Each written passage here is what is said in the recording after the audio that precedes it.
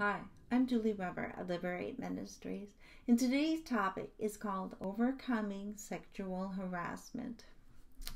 Across the world, sexual harassment is on the top of everyone's mind. We hear about new incidents of unwanted sexual contact all the time. From the Me Too movement to the rise of rape in cultures globally. Sexual harassment is an emotionally charged issue, so I want to approach this topic with respect and apply the advice found in Jeremiah 23:35, the Message version, that asks the question, so how do we understand God in this? Well, first, I'd like to share that I've observed sexual harassment in ministry. Many women I've helped recover from their abortions have been sexually harassed.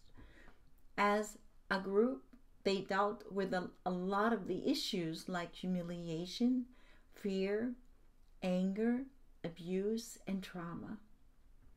In some cases, harassment led to date rapes and unplanned pregnancies. Thankfully, with God's help, many women were able to work through the Liberate Ministries course and learn how to forgive those involved, people, organizations, society, and even themselves. Second, I want you to know that I have personally experienced sexual harassment. One experience where I didn't handle it well was when I was in high school, living in Florida. I had a job at the shell shop on the beach. One of my responsibilities was to organize the shells in the stockroom. The owner's son, who was also my neighbor, gave me a ride to high school each day. He would come into the store and sexually harass me when no one was around. I should have told my boss, the owners of the shell shop, or my parents, but I didn't. Because I had just moved there and I didn't know anyone. I didn't want to take the school bus. Instead, I wanted a free ride to high school. At another job, I experienced sexual harassment again. This time I handled it better, but it took me a while to say something. Partly because I couldn't believe this is really happening to me. I am married now, and I wanted to do my best at my job. It felt very strange. Even my husband didn't believe me at first. So when I kept describing incidents, we agreed to get human resources, my authorities, involved. So as a result, things got much better at my workplace. They tried to protect me as much as they could, but I still had to work with this person. Not easy, but I have decided to forgive him. My work performance improved. Before I said anything, I was so tired physically, emotionally, mentally. I was always trying to protect myself at the work environment. It was exhausting. I got to the point where I prayed that the person who harassed me would be delivered of demonic influence, lust, and be healed. That when he looked at women, he would treat them in a healthier way, respectfully. So how do we understand God in all of this? Let's turn to the Bible. In Psalm 116:6, in the Message version, it says, God takes the side of the helpless. When I was at the end of my rope, he saved me. I know when you are harassed, it can feel like you are helpless and you have no options.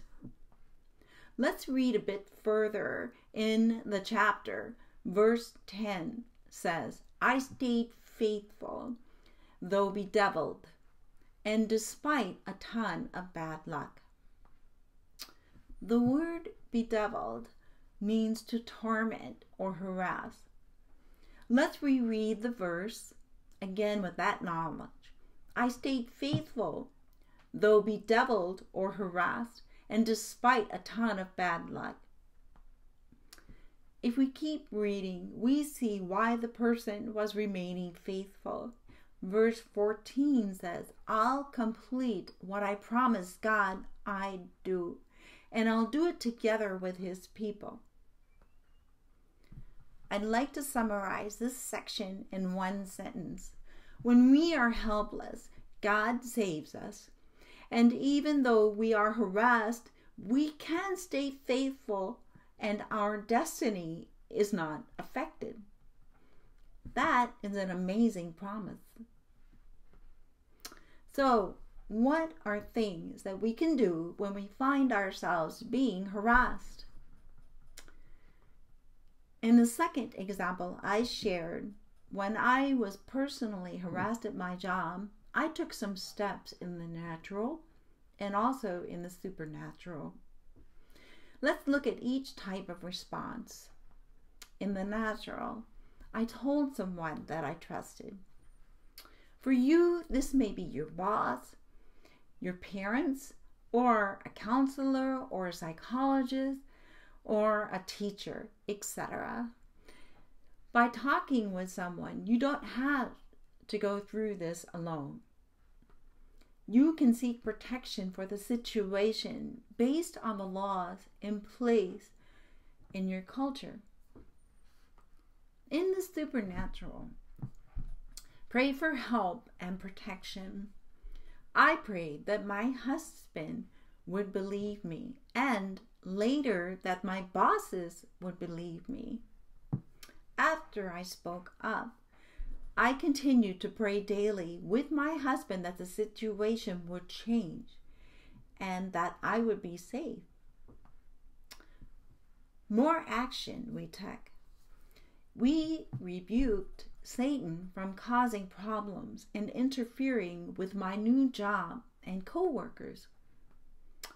We canceled enemy assignments of sending men to tempt me to have sex with them outside of our marriage. We canceled enemy assignments against our relationship of trying to get us to break up and get a divorce. We reminded him that we are children of the Most High God, and we are led by his Holy Spirit.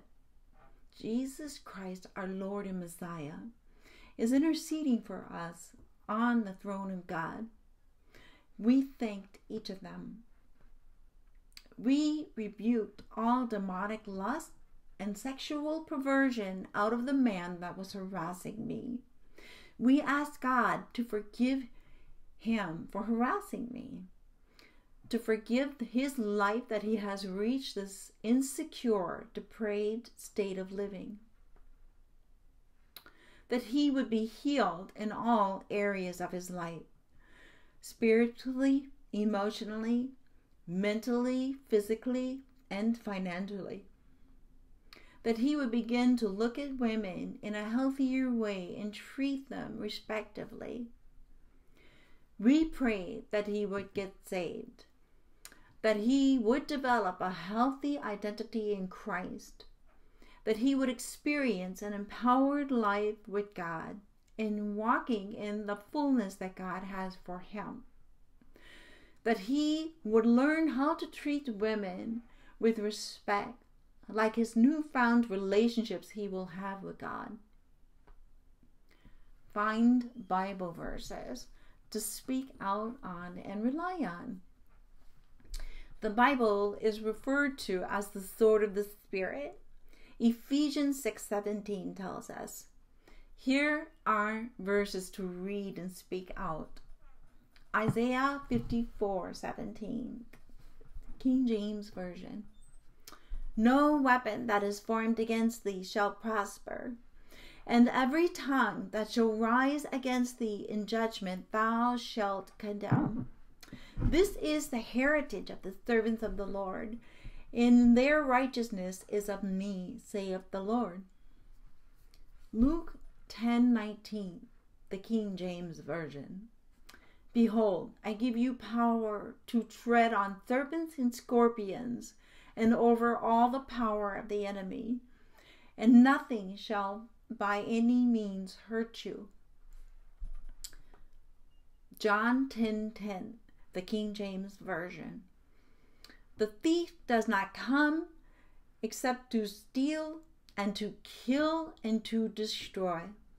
I have come that they may have life and that they may have it more abundantly.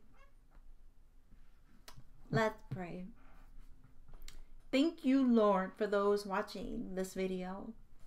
I pray protection over those being harassed now, that their harassment would end, that they would be healed.